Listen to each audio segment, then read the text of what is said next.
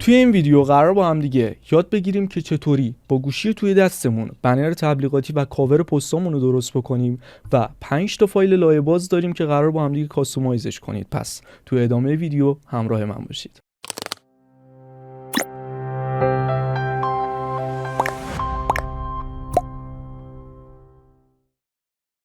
چطورید سیاه فامیلی؟ امیدوارم که حالتون خوب باشه. امروز قراره با گوشی توی دستمون کاور پستامون و بنر تبلیغاتی درست بکنیم. البته باید حواستون باشه که گوشیتون باید اندروید باشه. پس برای اولین کار وارد اپ استور میشید و سرچ میکنید استوریار. اولین برنامه‌ای که میاد رو شما نصب میکنید و وارد برنامه میشید. اگر لینک برنامه رو نتونستید به هر نحوی پیدا بکنید، داخل کانال تلگراممون سرچ بکنید استوریار، من لینک مستقیم رو براتون قرار دادم. حالا وارد برنامه شدیم و کلی قسمت‌های مختلف داره، یعنی یه قسمت برای استوری و ریلز و کلی بخش مختلف. خب ما منوی همبرگری رو میزنیم. اولین بخش کاوره، یعنی شما اگه بخواید کاور پستاتون رو درست بکنید خیلی راحت میتونید اینجا عکستون رو بدید، متن رو وارد کنید و دانلود کنید. به همین راحتی، اصلا نیاز نیستش که شما فتوشاپ بلد باشید یا کار خاصی انجام بدید. توی 2 دقیقه میتونید کاور پستتون رو داشته باشید. خب برای مثال من وارد این بخش شدم و یه قسمت رو میتونم انتخاب بکنم. اینجا مثلا عکسمو بر میدارم، یه عکس شکلات میذارم، اینجاست، تیکشو میزنم. حتی اگه بک‌گراند هم داشته باشه این برنامه خودش بک‌گراند رو پاک میکنه براتون. خب اینجا میگه که یه متن رو وارد کنید. مثلا من میگم شکلات سیاتور. اصلا نمیدونم چی قراره درست کنه، مثلا 120% تخفیف میدم. فونت اولش رو میذارم کلمه، فونت دومش رو میذارم چی بذاریم؟ میذاریم وزیر.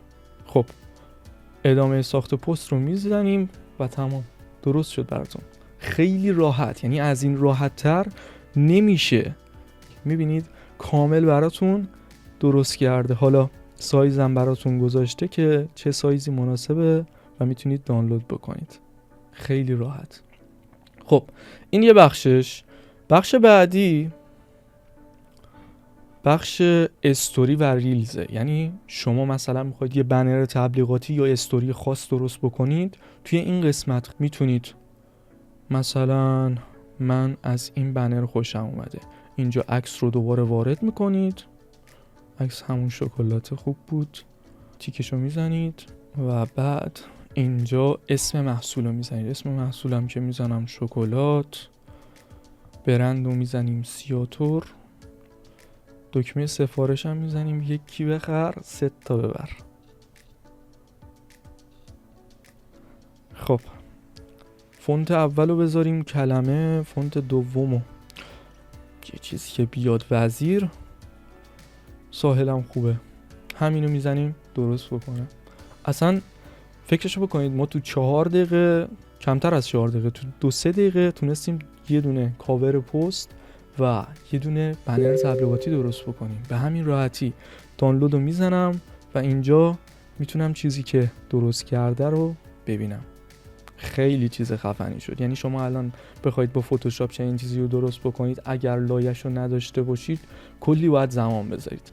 حالا این برنامه از شما اولش یه شماره میخواد و 10 تا بنر اول و کاور اولی که درست میکنید رایگانه. بعدش باید حسابتون رو پریمیوم کنید که میشه ماهی حدوداً 100 تومن، که اگر واقعا نیاز به این برنامه دارید من پیشنهاد میکنم که بخرید، چون اگر به طراح بدید جداگونه که براتون طراحی کنه، کمترین قیمت باید 30 تومن برای هر پست درست بکنه، که اگه 10 تا پست بذارید میشه 300 تومن. خیلی بیشتر از این میشه که 100 تومن باشه. ارزش خرید داره به نظرم. از این قسمت بگذریم و بریم سراغ 5 تا فایل لایه بازی که براتون درست کردم. خب بریم سراغ اصل مطلب. فقط قبلش این دکمه حساب لعنتی رو بزن که من بتونم این بک‌گراند رو عوض کنم. توی کانال تلگراممون من براتون 5 تا فایل لایه باز قرار دادم که خیلی راحت میتونید دانلود کنید. لینک کانال تلگرام رو خواستید کپشن همین پست رو چک کنید، میتونید دانلود کنید و وقتی فتوشاپ رو باز میکنید من 5 تا کاور براتون قرار دادم. به این صورت. خب این کاور اولمونه. اگر بخواید شما مثلا عکس خودتون رو وارد کنید، اگر چیزی بلد نیستید از فتوشاپ، فقط کافیه به این صورت عکستون رو بذارید این قسمت، یعنی توی لیر یکی مونده به آخر، دستتون روی آلت باشه و عکستون رو بزرگ بکنید. خب حالا دو تا سوال پیش میاد. یکی اینکه این هاله قرمز رو اگه من بخوام رنگش رو عوض کنم باید چی کار کنم؟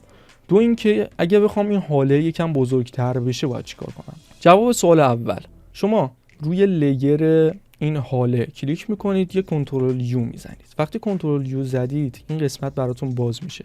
این هیو رو هر چقدر تغییر بدید رنگ هاله براتون عوض میشه. حالا من مثلا یه رنگ این رنگ خوبه، این رنگ انتخاب میکنم، ولی میخوام حاله من یکم رنگش بیشتر بشه. چیکار باید بکنم؟ روی این لیرم کنترل جی میزنم که داپلیکیت گرفته بشه. به همین راحتی. برای عوض کردن متنم فقط کافیه که شورتکات تی رو بزنید و اینجا کنترل ای بگیرید، رنگش رو خیلی راحت میتونید عوض کنید. مثلا بزنید به این صورت یا حتی مشکی و بعد متنتون هم عوض میکنید متنتون عوض میکنید. این قسمت شد کاور اولمون. کاور بعدیمون هم به این صورت. قشنگ چند تا کاور گذاشتم که خیلی راحت میتونید عکساتون رو بندازید لایه یکی مونده به آخر. اگه دقت کنید اگه لایه اول باشه 100% فقط عکستون رو نشون میده. بندازید یکی مونده به آخرین لیر که درست بشه به همین راحتی. حالا مثلا بعضی از شیپ ها این شکلی هستن که فقط کافیه 2 تا کلیک کنید روشون و تو بخش کالر اوورلی این قسمت رنگش رو عوض بکنید به این صورت. حالا هر رنگی که دلتون میخواد.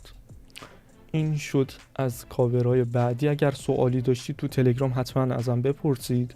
این هم کاور آخر که شما عکس رو میندازید، عکس رو میارید لایه یکی مونده به آخر و تمام. حالا یه سوال پیش میاد. اگر من بخوام ریلز بذارم کاورش اوکیه، ولی اگر این ریلز رو بذارم تو قسمت پست کل کاور من به صورت مربعی دیده میشه. اون محوطه‌ای که دیده میشه رو من از کجا بفهمم؟ فقط کافیه یه عکس 1080 در 1080 روی این فایلمون بندازین. این میشه محوطه‌ای که دیده میشه. یه کنترل بگیرید روش سلکت کنید، لایه‌شو خاموش بکنید، میبینید که این محوطه‌ای میشه که داخل پست ما دیده میشه. پس باید عکس این طرف رو یکم بیاریم پایین‌تر. به همین صورت این شد 5 تا فایل لایه بازمون. تو پک جعبه ابزارمون ما کلی فایل قرار دادیم تو قسمت فایل‌های لایه باز. میبینید اینجا کلی کارت ویزیت قرار دادیم، کلی پست قرار دادیم، همه چیز قرار دادیم براتون، کلی بنر قرار دادیم. یه قسمت داریم قالب اینستاگرام، فقط 1500 تا فایل برای استوری و پست و همه چیز، همشون هم از شاتر استوک دانلود شده و پریمیومن. اگر این چنل هم خواستید خیلی راحت میتونید تو قسمت هایلایت طلایی پیج اینستاگراممون خریداریش کنید. این بود از فیلم امروزمون. امیدوارم که براتون مفید واقع شده باشه. اگر سوالی داشتید تو تلگرام بپرسید. این دکمه حسابو بزنید. لایک ها و کامنتاتون رو تک تک میبینم. این اولشه. به کمکتون نیاز دارم. مخلصیم.